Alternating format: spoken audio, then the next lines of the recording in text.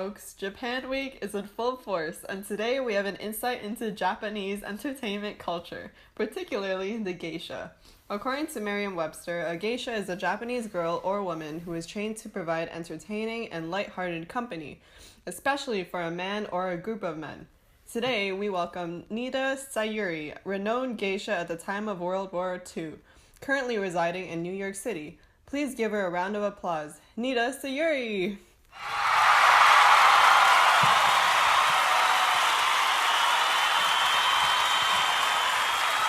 Hello, Nida Sayuri, and welcome to our show. Today, we are here to discuss your story, New York Times bestseller in 1997, BBC's best read in 2003, Memoirs of Geisha. Now, this is a story about an important part of your life. How does it feel to have it documented? I feel that my story would resonate with many young people out there, and I hope it would teach some valuable life lessons. Very interesting. So now we can dive in. What theme do you think is dominant in this novel?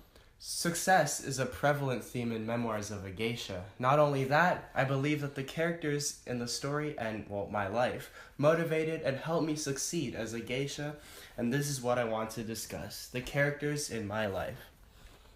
Very well. What can you tell me about the antagonists in your life, Hatsumomo in particular? Hatsumomo caused quite a few problems for me. First of all, she was always interfering with my life.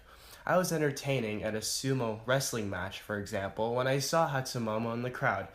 She was obviously trying to sabotage me, but that motivated me to work harder. Not only that, she was also not the nicest person, to say the least. She constantly blackmailed, sought revenge, and was generally quite rude.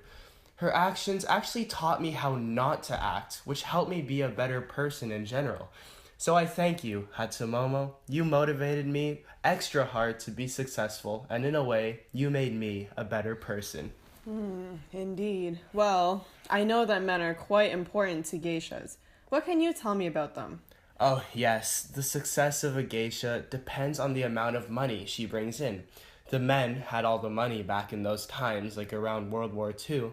So yes, they were influential, and the money they had motivated me to work hard for it. Was there any man in particular who stood out to you? Of course. The chairman. I met him when we ran into each other on the street, and he gave me money and a handkerchief.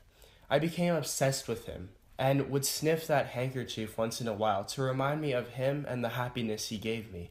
Eventually, after encounters I had with many other men, he prevailed, and we got married. He was the one who gave me success in the end, and gave me peace in New York, where I currently live. Oh, that's beautiful. How is it solely the men and the antagonist who helped you succeed? Oh, no. Another geisha, who was a major rival of Hatsumomo's, helped me a lot. Her name was Mameha. She took me in as her sister and helped me become a successful geisha, as she was. She gave me advice and helped me be the best entertainer that I could be. As I always say, without her I probably would have ended up as a prostitute, or anything less desirable than a geisha. However, I should say that she only did all of this for me, to use me for revenge on Hatsumomo. Well, hats off to Mameha. Is there anyone else who helped you? Well, yes, quite frankly, I helped me. Without motivating myself, I would have never accomplished anything. Geisha school, for example, was extremely difficult, and studying hard is a must. Intrinsic motivation is a major key to success, and thankfully I had it. I agree. That's very true. Well, our time is just about up. But do you have any lasting thoughts to pass on to our audience?